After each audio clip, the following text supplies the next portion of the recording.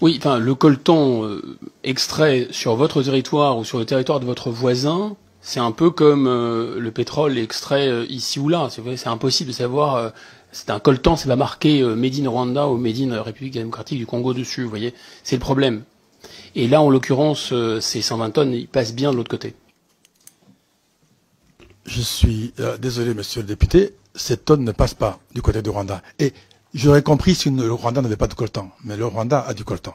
Et encore une fois, comme je l'ai proposé à votre collègue, je vous invite. Vous ne voyagez pas ensemble, d'accord. J'invite à venir. Vous avez seul le micro, pour l'instant. Enfin, j'entendais quelqu'un me... Oui, mais j'ai le temps de parler, mais vous avez le micro. Merci, monsieur le député. Exprimer ma position, donc je lui dis sur le génocide. Et oui. S'il vous plaît, et cela vous n'empêche pas commission. d'être tout aussi lucide sur ce qui se passe aujourd'hui et les responsabilités du Rwanda. Quand on est juste, on l'est sur les principes et à tout niveau, tout le temps. Voilà, ça c'est ma position et c'est notre position. Merci. Monsieur l'ambassadeur, vous avez la parole.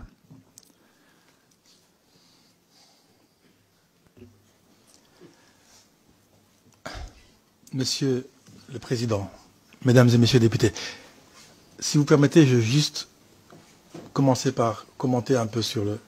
Ne vous y mettez pas vous aussi, monsieur l'ambassadeur. Non, mais c'est une précision. Je vous en prie. Je n'ai pas entendu la conversation. Allez-y, j'essaie de mettre une touche. Juste une précision. On parle du génocide des Tutsis. S'il vous plaît.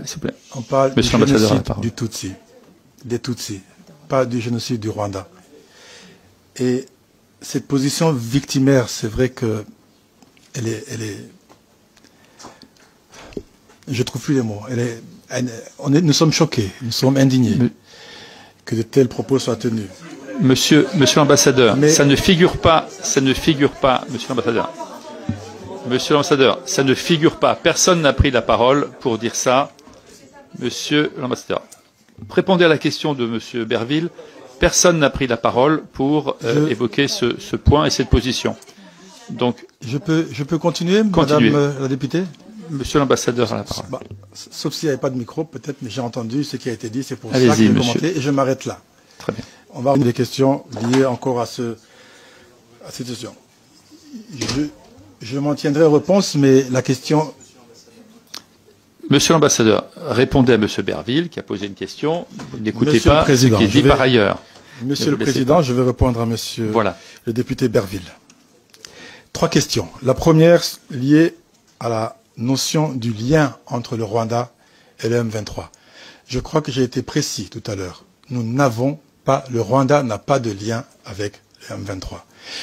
Malheureusement, et c'est pas nécessairement à M. Berville, mais il y a ce narratif un peu simpliste où on pense que parce que les gens du M23 parlent une langue qui est le Kinyarwanda, on pense qu'ils sont rwandais.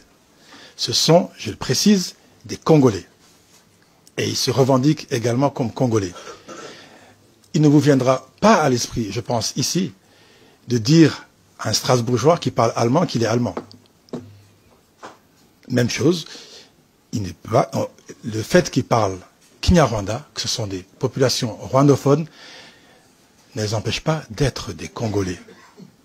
Donc nous n'avons aucun lien financier d'appui en armement avec le M23. Merci pour votre réponse. La parole à présent pour la France Insoumise à monsieur Aurélien Taché. Merci Monsieur le Président, merci Monsieur l'Ambassadeur. Le 7 avril, ce sera effectivement, ça a été rappelé, la journée internationale consacrée au génocide des Tutsis au Rwanda. Un concert était prévu en France à cette date, le concert Solidarité Congo. Vous avez demandé son report, Monsieur l'Ambassadeur, et vous avez eu raison. Rien ne doit pouvoir entraver le devoir de mémoire sur le génocide et l'horreur que vous avez justement rappelé. Mais rien ne doit non plus pouvoir entraver le devoir de solidarité avec le peuple congolais, aujourd'hui victime d'une guerre d'agression menée dans l'est de la République démocratique du Congo. Après la défaite temporaire du M23 en 2013, 11 pays de la région des Grands Lacs, dont le Rwanda, se sont mis d'accord pour mettre un terme au conflit le plus meurtrier depuis la Seconde Guerre mondiale et garantir la paix au Congo. Ce protocole d'Addis Abeba imposait à ces États le respect de toutes les souverainetés et proscrivait toute forme d'ingérence interne dans les pays voisins. Alors, Monsieur l'ambassadeur, j'ai bien compris que vous nous disiez que votre pays n'avait aucun lien direct avec le EM23. Tous les documents de l'ONU et des instances internationales disent l'exact contraire. Tout démontre qu'aujourd'hui, votre pays est le principal financeur de ce mouvement et que votre armée est même présente, malgré vos dénégations ce matin, sur le sol congolais. Vous nous dites qu'elle est là pour assurer finalement la sécurité de l'État rwandais et pour protéger la communauté Tutsi qui serait encore persécutée. Et si c'est vrai, c'est évidemment totalement inacceptable et il faudra mettre un terme immédiatement. Mais qu'est-ce que vous pouvez nous apporter comme preuve de l'effectivité d'un seul acte attentatoire à la sécurité du Rwanda dans la période récente commis depuis le territoire congolais ou de cette persécution?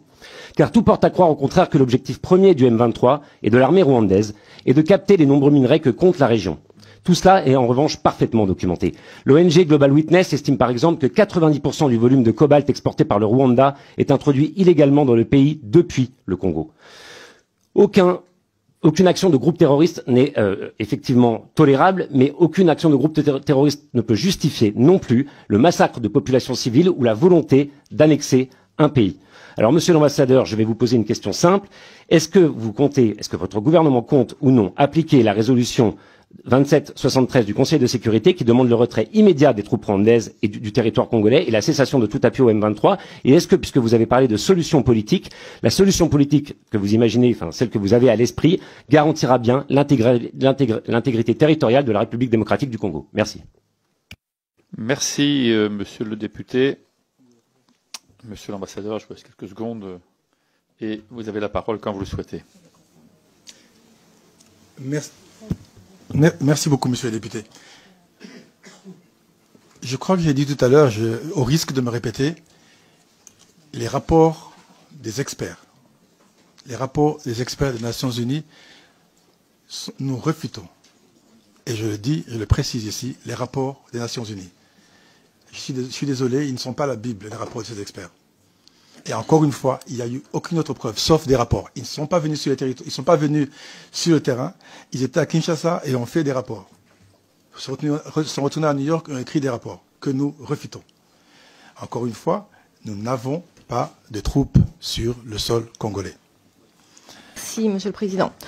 Monsieur l'ambassadeur, vous avez affirmé que le M23 est une armée congolaise défendant des Congolais réfugiés dans votre pays, au Burundi et d'autres. Pourtant, plusieurs rapports, et ça a été dit plusieurs fois par tous mes collègues, documentent un soutien logistique et militaire du Rwanda. Vous avez contesté la fiabilité de ces rapports. M23. Certes, nous comprenons leur combat parce que, comme je l'ai expliqué dans mon propos liminaire, voici une force qui défend des populations rwandophones se trouvant dans les terres du Kivu, sur leurs terres, et lorsque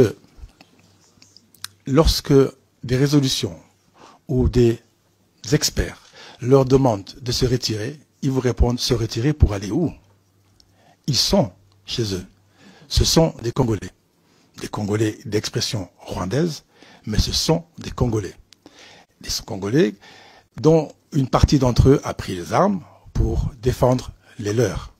Je vous l'ai dit tout à l'heure, nous avons plus de 100 000 réfugiés congolais au Rwanda et plus de 400 000 en Ouganda. Sur votre dernière question, possible d'arrêter l'implication du M23, c'est ça?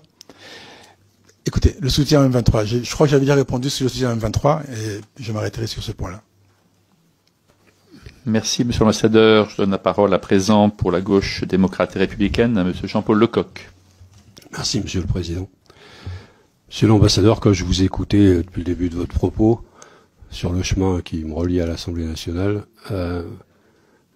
j'avais l'impression d'avoir déjà entendu ce discours. C'est souvent un discours utilisé pour justifier l'injustifiable. Le fait de dire on se défend. On agresse, mais c'est pour se défendre, c'est pour défendre notre population.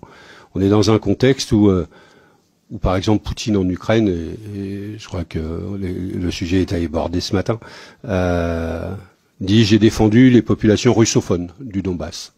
On a la même expression de M. Netanyahou qui défend Israël et c'est pour ça qu'il envahit la Palestine, etc. On a maintenant le roi du Maroc qui dit « le Sahara occidental, c'est à moi ». Et donc j'interviens, c'est pour défendre, etc. Et d'ailleurs, il me faudra des terres supplémentaires qui se trouvent en Algérie, en Mauritanie, jusqu'au fleuve Niger. Et vous avez les mêmes expressions. Moi, mes questions, elles sont simples. Puisqu'il y a débat, donc je vais pas savoir qui a raison, qui a tort. La justice internationale est là pour ça. Moi, j'ai pas la capacité d'enquête. Ce que je sais, c'est que ma force politique, le Parti communiste, a pris position et a défendu le peuple rwandais quand il y avait le génocide et a pris position et a réagi à ce moment-là. Ce que je sais, c'est que des matières premières sont actuellement extraites du Congo et vendues à l'échelle internationale. Par qui? Est-ce que c'est le Rwanda qui vend ces matières premières? Au nom de quoi? Enfin voilà, il y a quand même des sujets là-dessus. Le M23 est armé, est solidement armé. D'où viennent les armes? Est-ce que c'est mon pays, la France, qui vend des armes au M23? Je sais que mon pays vend des armes au Rwanda. Est-ce que ces armes ont été volées par le M23 dans les casernes rwandaises? Et donc, moi je vous ai pas interrompu, Monsieur Berville, j'étais pas là quand vous parliez, mais je vous ai pas interrompu tout à l'heure. Hein. Et donc, est-ce que c'est ça?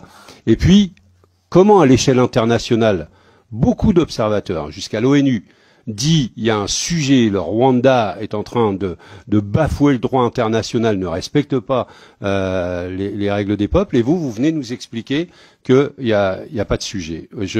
Est-ce que vous avez raison contre la communauté internationale? Est-ce que la communauté internationale a quelque chose contre le Rwanda qui fait que tout se contraint? J'aurais aimé aussi que vous précisiez les choses dans ce domaine. Merci beaucoup, Monsieur Lecoq.